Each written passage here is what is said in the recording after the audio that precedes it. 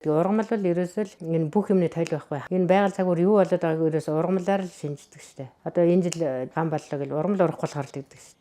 Тэгсэн чинь манайхан ургамал хамгийн өнгөд бодоод байдаг нь аюул санаа. Ялангуяа малчин монголчууд бол ерөөсөө л ургамал дээр л тогтож штэ. Бэлчээр гэдэг чинь л ургамал штэ. Бисэн миний нэрээр бүртгэсэн ургамал гэж ярьлаа шүү дээ.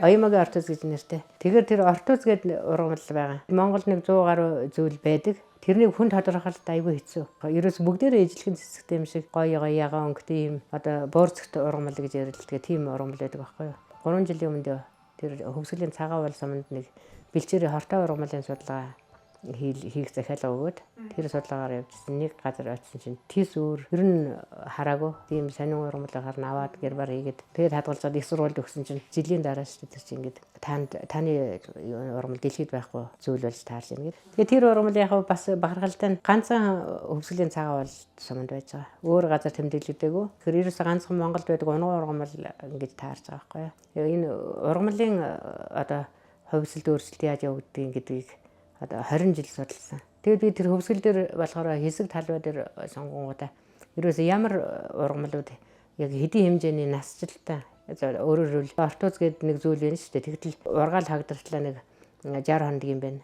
За нафтуул гэл ургамал гэтэл нэг 20 хоногийн настай ургамал байна гэх мэтлэнгээр хэд хоног л цэцгэлдэг юм байна гэх мэтлэнгээр бүгдийг тогтоосон. Тэгээд нэг цэг дээр тэгж яг 20 жил ажилласан ажилт бол ерөөсөө их ховор. Дорндод одоо нэг судлаач ажилласан байдгийн жаргал сахан гэдэг доктор. Яг дэлхийн хэмжээнд бол байхгүй гэж л хүн хэлдэг юм лээ. Яагаад гэвэл тэр хүн өнөө тэр газар дээрээ байж судлах хэрэгтэй учраас одоо экосистем гэж ярьдаг шүү дээ. Яаж тэнцвэртэй явах вэ? Ургамал 90% дээр нь тэргээр ургамлаар хойлж байгаа амтан 10% л байх хэрэгтэй байхгүй юу.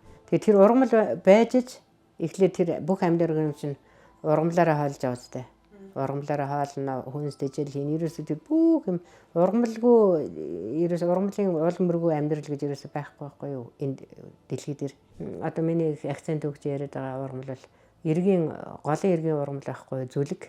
Зүлэгний тухай ярьдаг. Тэр хүмүүс чинь зүлэг ширэг гэл мал хамгийн их бэлчдэг хүмүүс очиж их талхалдаг одоо хөөсгөл нуурын эрг гэсэн шүү дээ. Тэр хэсэг ургамал чинь тис өөр онцлог тийм ургамал гэдэг. Маш үндсэн энэ сагалгаг үндэстэй голсон юугаа хийдэг шигцэлд ингэж ургадаг. Тэгээд дээр нь тэр олон ширэлдсэн тэр юу чинь үер ороод ирнэ янз бүрийн юм ороод ирэнгүүт нь үндсэндээ шингээгээд тэгээд хөрс нь бас ингэж парлан шингээгээд үндс нь хооллоод тэгээд тэр үер ус бохирдлыг ингэ шүүгээд байж байгаа баг. Ингээд илс шороо болохгүй босгоос хамгаалаад ингэ байж байгаа энэ ургамлыг бид нэр очиод талхлаад бүгд сүйтгэл ингэнгүүд нь дээдлийнх нь ургамлын өндөр нь намсал ирвэл доотлынх нь үндс нь бас богиносод идэг байхгүй юу. Богиносол тэгэд хэвэрэг болсоор байгаа сүүлдээ нэг эрг нь нураал эхэлдэг шүү дээ. Голын эрг нураал эхэлнэ гэдэг чинь тэр бохирдно гэсэн үг. Тэр усыг тэгээд манай хөвсгөл нуурч ялангуяа энэ жуулчны баазтай газар бүр тачир болцсон. Бүр ингээд бүр яатсан. Зарим нэг эргийг яаж байгаа та би бүр харамсаад хилээд таах байгаа. Зүлгэн дээр нь ингээд намайг болоод юу яаждаг шүү дээ. Ургамлын шүүгээр ингээд бамбалаад идэх шүү дээ. Тэгээд машинаар явж нэг заваар явж юугаа цэнэглэхийн тулд машин явах гэсэн чинь шаварт нь сууж яана гингүүтээ юуг нь авчид шороо илс асгаад хайсан байгаа байхгүй юу. Тэгэл үер оронгууд нөөнөө тэр хассан илс шороогийн чинь дагаал хөвсгөл нуурлоо ороод хөвсгөл нуурч өөрөө бүр ингээд цэнгийг устай хайргай оролтой юу гэсэн чинь тэр тэгж бохирдоод орчныг өөрчлөд байгаа байхгүй юу. 100 ингээл цэцэг дэлгэрэл хавар болол ногоо цэцлэл тал ногоорол ирэхэр хүмүүс ингээл тайвширч явчихдаг үстэй. Нүдний хараа ингээл бүр ингээл гоё. Гам болцсон ингээл нэг хов хоосон нүцгэн тал дээр явахаар хүн болгон шогширдаг штэ. Яана гэл хүн ногоо уужмаар нь хардаг тэр хязгааргүй Монголын онцлог биш. Яг хүн хөгжлгүй яг байрлал баашин байрлал байх. Бүр өндөр тэр бид нар чи тийм том тал газар нутагт байж сумын төвд баг ингээд 20 давхар байшин барайл юунд яагаад ингэж байх бас бид нар чинь байгальтайгаа зохилцож хөгжмөр юм шиг байна. Ерөөсөө шууд очиод зүлгэн дээр нь унаад өгдөг.